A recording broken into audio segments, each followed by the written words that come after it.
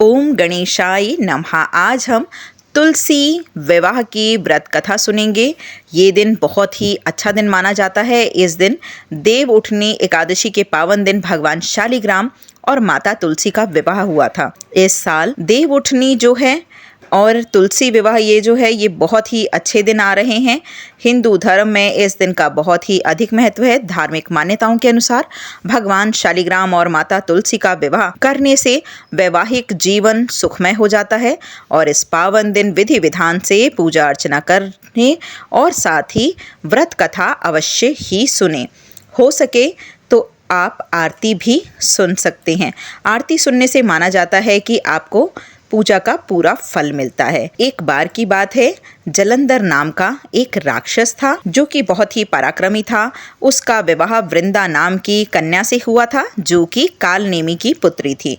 वृंदा भगवान विष्णु की परम भक्त थी और एक पतिव्रता स्त्री भी थी। इसी कारण जलंधर अजय हो गया और अपने अजय होने के कारण जलंधर का अभिमान भी सातवें आसमान पे था और वह स्वर्ग की कन्याओं को परेशान करने लगा।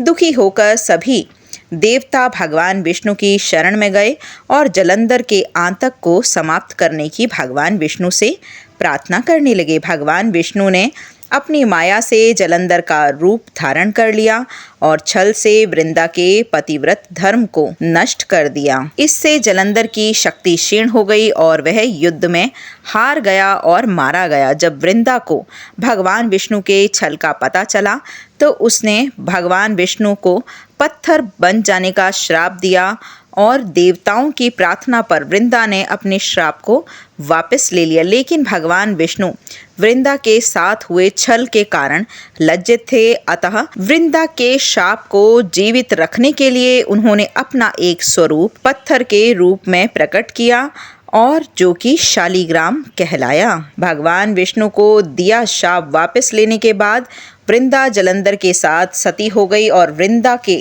राख से तुलसी का पौधा निकला। वृंदा की मर्यादा और पतिव्रता को बनाए रखने के लिए देवताओं ने भगवान विष्णु के शालिग्राम रूप का विवाह तुलसी से कराया। इसी घटना को याद रखने के लिए प्रतिवर्ष कार्तिक शुक्ल एकादशी यानी देव प्रबोधनी एकादशी के दिन तुलसी का विवाह शालिग्राम के साथ किया जाता है।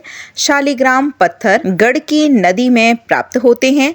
भगवान विष्णु ने वृंदा से कहा कि तुम अगले जन्म में तुलसी के रूप में प्रकट होगी और लक्ष्मी से भी अधिक मेरी प्रिय होगी। तुम्हारा स्थान मेरे शीश पर होगा। मैं तुम्हारे बिना भोजन तक ग्रहण नहीं करूँगा। यही कारण है कि भगवान विष्णु के प्रसाद में तुलसी अवश्य ही चढ़ाई जाती है। बिना तुलसी के अर्पित किया गया प्रसाद भगवान विष्णु स्वीकार नहीं करते हैं। बोलो तुलसी महारानी की जय, शालिग्राम भगवान की जय। आज हम देव उठानी एकादशी, देवोत्थानी एकादशी, देव उठनी ग्यारस, प्रबोधनी एकादशी की व्रत कथा सुनेंगे जो कि कार्तिक माह के शुक्ल पक्ष की एकादशी को कहा जाता है। इस दिन श्री हरि विष्णु निद्रा से जागते हैं और इनकी कथा को ज़रूर ही सुनना और पढ़ना चाहिए। अगर हो सके तो इस दिन आपको व्रत ज़रूर रखना चाहिए क्योंकि यह बहुत बड़ा दिन माना जाता है। एक राजा के राज्य में सभी लोग एकादशी का व्रत रखते थे। प्रजा और नौकर चाकरों से लेकर पशुओं तक को एकादशी के दिन अन्न नहीं दिया जाता था। एक दिन किसी दूसरे राज्य का एक व्यक्ति राजा के पास आकर बोला कि महाराज, मुझे आप नौकरी पर रख लें। तब राजा ने उसके सामने एक शर्त रखी कि ठीक है, रख लेते हैं, किंतु रोज तो तुम्हें खाने को खाना मिलेगा, सब कुछ मिलेगा, पर एकादशी के दिन तुम्हें अन्न नहीं मिलेगा। उस व्यक्ति ने उस समय तो हाँ कर दी, पर एकादशी के दिन जब उसे फलाहार का सामान दिया गया तो वह राजा के सामने जाकर गिड़गिड़ाने लगा और कहा कि महाराज, मेरा पेट नहीं भरेगा, मैं भूखा ही मर जाऊंगा, मुझे अन्न दे दो। राजा ने उसे शर्त की बात याद दिलाई पर वह अन्न छोड़ने को राजी ही नहीं था। तब राजा ने उसे आटा, दाल, चावल आदि दे दिए। वह नित्य की तरह नदी पर पहुंचा और स्नान करके भोजन पकाने लगा। जब भोजन बन गया तो वह भगवान को बुलाने लगा, आओ भगवान, भोजन तैयार है। उसके बुलाने पर पीताम्बर धारण किए हुए भगवान चतुर्भुज रूप में आ पहुँचे और प्रेम से उसके साथ भोजन करने लगे। भोजन आदि करके भगवान अंतर्ध्यान हो गए और वह अपने काम पर चले गए। 15 दिन बाद अगली एकादशी को जब राजा से कहने लगा कि महाराज मुझे दुगना सामान दीजिए, उस दिन तो मैं भूखा ही रह गया। राजा ने कहा कि क्यों, हमने तो तुम्हें पूरा अनाज दिया था। उसने कहा कि हमारे साथ श्री भगवान भी खाते हैं, इसलिए हम दोनों के लिए ये सामान पूरा नहीं होता। यह सुनकर राजा को बड़ा आश्चर्य हुआ। वह बोला कि मैं मान ही नहीं सकता कि भगवान तुम्हारे साथ खाना खाते हैं। मैं तो इतना व्रत रखता हूँ, पूजा करता हूँ, पर भगवान ने तो मुझे कभी दर्शन नहीं दिए। राजा की बात सुनकर वह बोला, महाराज यदि विश्वास ना हो तो साथ चलकर देख लें। राजा एक पेड़ के पीछे छुपकर बैठ गया और उस व्यक्ति ने भोजन बनाया तथा भगवान को शाम तक पुकारता रहा, परंतु भगवान ना आए। अंत में उसने कहा कि हे भगवान, यदि आप नहीं आए तो मैं नदी में कूदकर ही अपने प्राण त्याग दूंगा। लेकिन भगवान नहीं आए। तब वह प्राण त्यागने के उद्देश्य से नदी की तरफ बढ़ा। प्राण त्यागने का दृढ़ इरादा जानकर शीघ्र ही भगवान ने प्रकट होकर उसे रोक लिया और साथ बैठकर भोजन करने लगे। खा पी के उसे अपने विमान में बिठाकर अपने धाम को ले गए। यह देख राजा ने सोचा कि व्रत उपवास से तब तक कोई फायदा नहीं जब तक कि मन शुद्ध ना हो। इससे राजा को ज्ञान मिला कि वह भी मन से व्रत उपवास करने लगा और अंत में स्वर्ग को वह भी प्राप्त हुआ। देव उठाने की दूसरी कथा। एक राजा था, उसके राज्य में प्रजा सुखी थी। एकादशी को कोई भी अन्न नहीं बेचता था, सभी फलाहार करते थे। एक बार भगवान ने राजा की परीक्षा लेनी चाहिए। भगवान ने एक सुंदरी का रूप धारण किया और सड़क पर बैठ गए। तभी राजा उधर से निकला और सुंदरी को देखकर चकित रह गया। उसने पूछा, हे सुंदरी, तुम कौन हो और इस तरह यहाँ पर क्यों बैठी हो?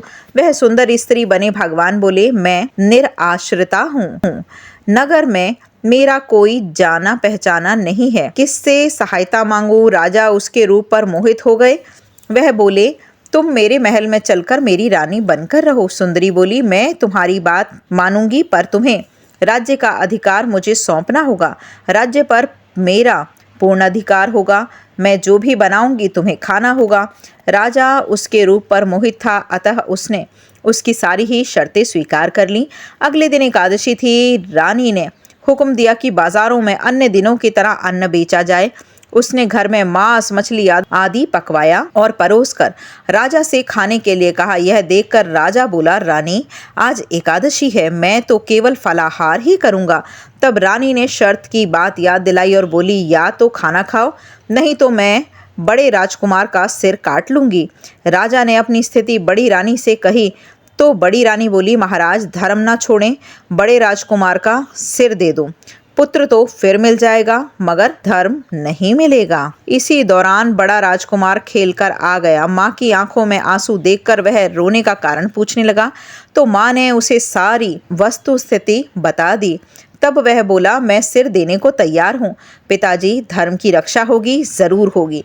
राजा दुखी मन से राजकुमार का सिर देने को तैयार हुआ तो रानी के रूप में भगवान विष्णु ने प्रकट होकर असली बात बताई। राजन, तुम इस कठिन परीक्षा में पास हुए। भगवान ने प्रसन्न मन से राजा से वर मांगने को कहा तो राजा बोला कि आपका दिया सब कुछ है, हमारा उद्धार करें। उसी समय वहां पर एक विमान उतरा। राजा ने अपना राज्य पुत्र को सौंप दिया और विमान में बैठकर परम धाम को चल पड़ा।